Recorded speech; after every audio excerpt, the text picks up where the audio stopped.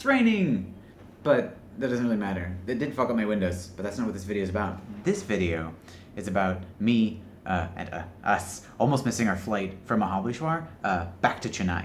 So we got up in the morning, did a little bit of exploring, had lunch, and then the guy who was driving us around to do the last little bit of a sightseeing and taking us to lunch was going to take us back to Pune. So Pune is like where the airport was, and it's like a 3-hour drive to Mahabaleshwar. So we're driving back, and he's like, it'll be about 4 hours, and our flight leaves at 10, so we left at 3. And traffic on the way back was, I mean, there was like a couple accidents, you know, because people drive crazy here. But it was no big deal. We're going along, everything's going well. And we get back into Pune, and we're driving like through all the streets, gonna go back and get back to the airport, and I noticed that we're like kind of near the air base, like their like military base, which we had driven past early on. Like, I don't know if that's like how it's situated. I just remember landing, getting in the car, taking us to Mahabaleshwar, and being near an airbase early on. So we're near there, and Jeff, because I'm sitting in the front seat, Jeff and Kara in the back. Jeff says, how far away from the airport are we? And the driver's like, like 10 minutes, which here could mean a minute, an hour, who knows. He goes, we're only like 2 kilometers away. And Jeff goes, okay, that's good, because our flight doesn't leave at 10. Our driver picks us up at 10 because our flight leaves at 8. And it is about 7. So we drove the last 2 kilometers, and there's this fucking bus in the way, and we can't go around it because we'd been in oncoming traffic, and our driver doesn't want to die. So we're like following the super slow ass bus. We finally get to the airport, and then me and Kara just jump out, grab our stuff, and we're going over to the airport, and like Jeff's paying the driver or whatever. And in order to get into the airport, you have to have like a printed off itinerary. You have to prove that you're like, I can be here. I have a reason to be in the airport. I'm not just chilling out.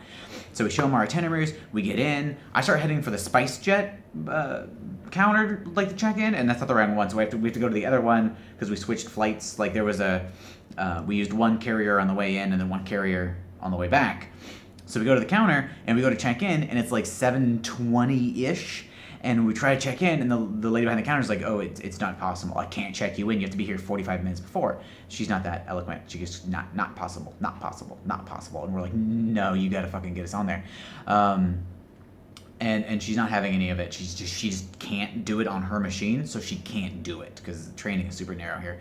So she points us over to the supervisor lady, and we go to the supervisor lady, and she's like, she asked the original lady for a phone number, so she's got a phone up to her ear, but she's not saying anything, and she's got a cell phone in her hand, and she's entering a phone number, and she's having a conversation here, and we're like, hey, we need to get on this flight. We're only a couple minutes late. We don't have your checked baggage. You got to let us on. It's all carry on. We're gonna be fine. We can totally get on. And she goes, no, you have to be like. She kind of like laughs about it. Listen, I am not friending this supervisor woman on Facebook.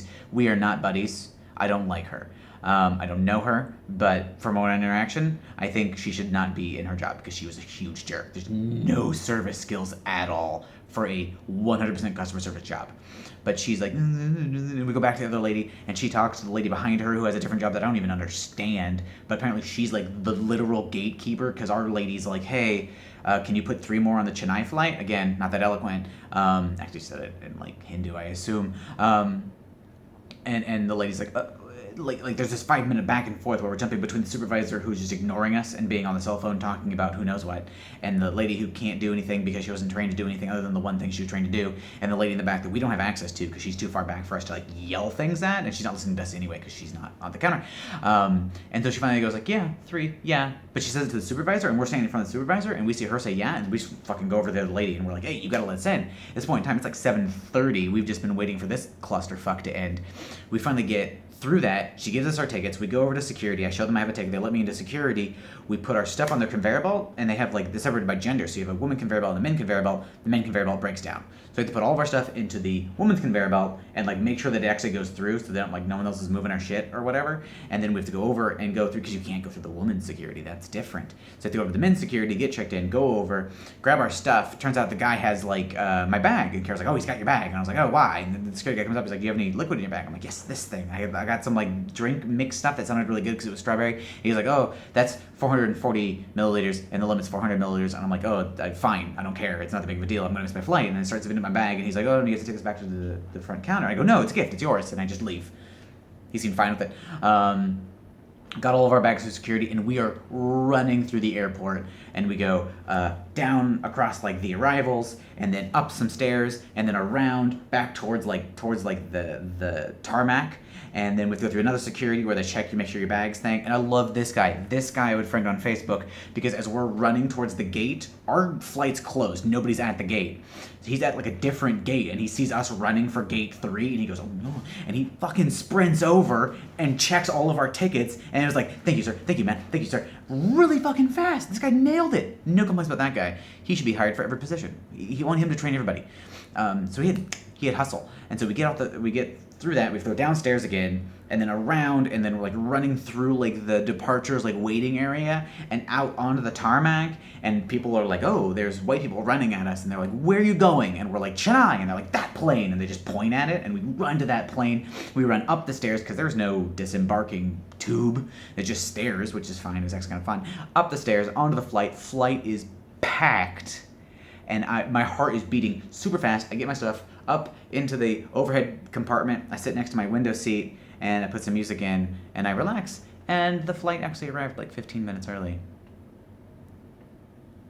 So, that was really fun. Checking things off my bucket list. Tropical rainstorm. Well, not quite monsoon, but I want a monsoon.